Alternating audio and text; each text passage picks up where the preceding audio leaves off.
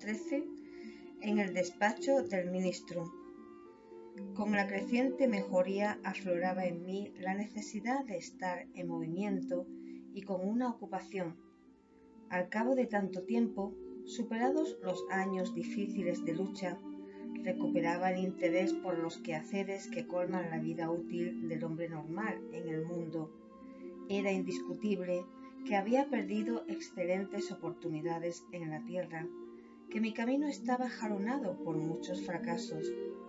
Cuando recordaba los 15 años de clínica, sentía un cierto vacío, entre comillas, en el corazón. Me reconocía a mí mismo como un vigoroso agricultor en pleno campo, con las manos atadas e imposibilitado de emprender el trabajo. Rodeado de enfermos, no podía acercarme a ellos como en otros tiempos, pese a que concentraba en mí al amigo, al médico, al investigador. Escuchaba gemidos incesantes en las habitaciones contiguas, pero no me estaba permitida siquiera la función de enfermero o colaborador en los casos de socorro urgente. Evidentemente no me faltaba el deseo de hacerlo. Mi posición allí, no obstante, era más que humilde como para atreverme. Los médicos espirituales aplicaban una técnica diferente. En el planeta sabía que mi derecho a intervenir comenzaba en los libros conocidos y en los títulos conseguidos, pero en aquel ambiente nuevo la medicina comenzaba en el corazón y se ponía de manifiesto en el amor y la dedicación fraternal. Cualquiera de los enfermeros, incluso los más simples, tenía en nuestro hogar, entre comillas, conocimientos y posibilidades muy superiores a mi ciencia. Resultaba impracticable cualquier tentativa de trabajo espontáneo, pues a mi entender constituiría una invasión al sembrado ajeno. En medio de las presiones de tales dificultades, Lisias era el amigo indicado para mis confidencias fraternales.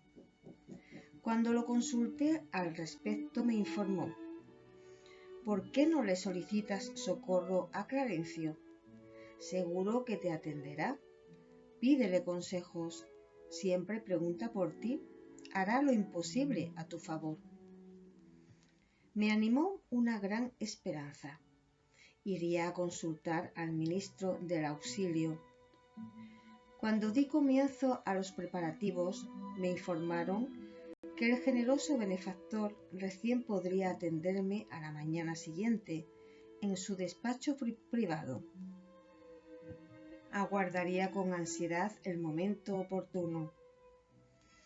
El día posterior, bien temprano, me dirigí hacia el lugar indicado.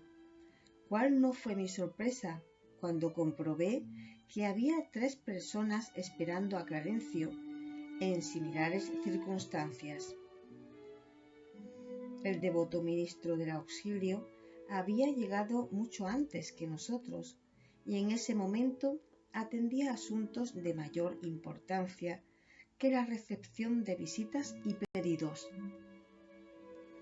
Concluido el servicio de urgencia, comenzó a llamarnos de a 2. Me sorprendió ese mecanismo de audiencia. Más tarde supe que aprovechaba ese método para que las opiniones proporcionadas a alguno de los interesados sirvieran también para los demás, de modo que al atender las necesidades de índole general ganaba tiempo y efectividad. Habían transcurrido unos minutos cuando llegó mi turno. Ingresé en el despacho en compañía de una señora de edad avanzada que sería escuchada en primer término, según el orden de llegada. El ministro nos recibió cordialmente y nos dio libertad para que nos explayáramos. «Noble Clarencio», comenzó la compañera desconocida, «vengo a pedir sus buenos oficios a favor de mis 2 hijos. Ya no tolero tanta nostalgia y estoy en conocimiento de que ambos viven exhaustos y agobiados por las desgracias en el ámbito terrestre. Reconozco que los designios del Padre son justos y amorosos. Sin embargo, soy madre. No consigo liberarme del peso de la angustia.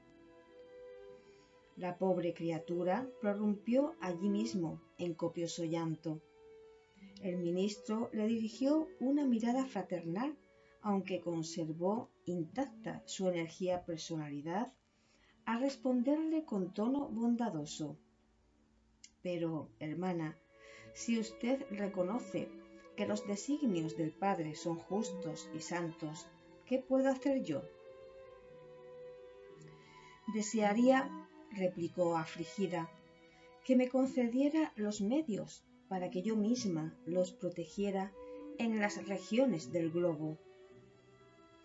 Ah, amiga, dijo el amoroso benefactor, solo con espíritu de humildad y de trabajo podemos ofrecer protección a alguien. ¿Qué opinaría de un padre terrestre que deseara ayudar a sus hijos y al mismo tiempo permaneciera en absoluta inmovilidad dentro de su confortable hogar? Nuestro Padre creó el servicio y la cooperación como leyes a las que nadie puede transgredir sin perjuicio para sí mismo. ¿Qué le dice su conciencia en este sentido? ¿Cuántos bonus hora podrá presentar a favor de su petición? La interpelada respondió pensativa. 304. Cuánto lo lamento, manifestó Clarencio con una sonrisa. Usted lleva más de 6 años hospedada aquí y hasta ahora apenas ha dado a la colonia 304 horas de trabajo. Sin embargo, cuando se restableció de las luchas que afrontó en la región inferior, le ofrecí actividad loable en el grupo de vigilancia en el Ministerio de la Comunicación. Pero en esa época aquel era un servicio intolerable, replicó la interlocutora. Una lucha incesante contra entidades maléficas. Era de esperar que no me adaptara. Clarencio prosiguió imperturbable. La ubiqué posteriormente entre los hermanos de la sustentación dentro de las tareas regeneradoras.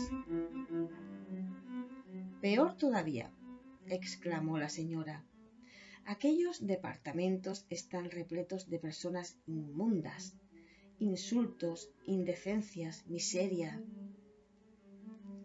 Reconocí sus dificultades, aclaró el ministro, de modo que la envié a que cooperase en la enfermería de los perturbados. ¿Pero quién habría de soportarlos más que los santos?, inquirió la rebelde solicitante. Hice todo lo posible, pero aquella multitud de almas desviadas aterra a quien quiera que sea. No se detuvieron allí mis esfuerzos, replicó el benefactor sin perturbarse.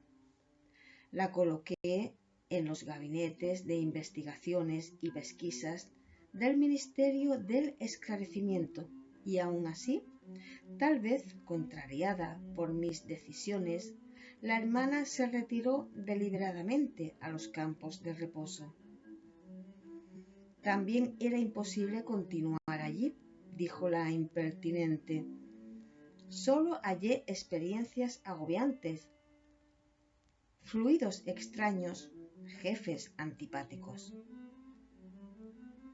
Pues tenga en cuenta, amiga, aclaró el devoto y firme orientador, que el trabajo y la humildad son las dos márgenes del camino del auxilio. Para prestar ayuda a alguien necesitamos hermanos que sean cooperadores, amigos, protectores y servidores nuestros. Antes de amparar a quienes amamos, es indispensable establecer corrientes de simpatía. Sin la cooperación es imposible atender con eficiencia. El campesino que cultiva la tierra recibe la gratitud de quienes saborean los frutos. El operario que comprende a los jefes exigentes y cumple sus determinaciones representa el soporte del hogar donde el Señor lo ha colocado. El servidor que obedece al mismo tiempo edifica, conquista a sus superiores, a sus compañeros y a los que están interesados en el servicio. Ningún administrador intermediario podrá ser útil a quienes ama si no supiera servir y obedecer noblemente. Que le duela el corazón, que experimente la dificultad, pero que sepa cada cual que el servicio provechoso pertenece por encima de todo al donador universal. Luego de una breve pausa, prosiguió: ¿qué va a hacer en la tierra si todavía no ha aprendido a soportar nada? No dudo de su dedicación a los hijos queridos, pero es importante tomar nota de que comparecería por allá como una madre paralítica, incapaz de prestar el socorro adecuado. Para que alguno de nosotros alcance la alegría de auxiliar a los amados, es necesaria la intercesión de muchos a quienes hayamos ayudado a nuestra vez. Quienes no cooperan no reciben cooperación. Así lo establece la ley eterna.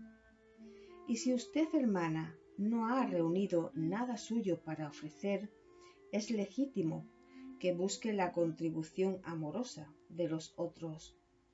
Pero, ¿cómo espera recibir la colaboración imprescindible si todavía no sembró ni siquiera algo tan simple como la simpatía? Regrese a los campos de reposo donde estuvo recluida últimamente y reflexione. Más adelante analizaremos el asunto con la debida atención. La inquieta madre tomó asiento a la vez que enjugaba copiosas lágrimas. A continuación, el ministro me miró compasivamente y manifestó: «Aproxímese, amigo». Me puse de pie, un tanto indeciso, pero dispuesto a conversar con él.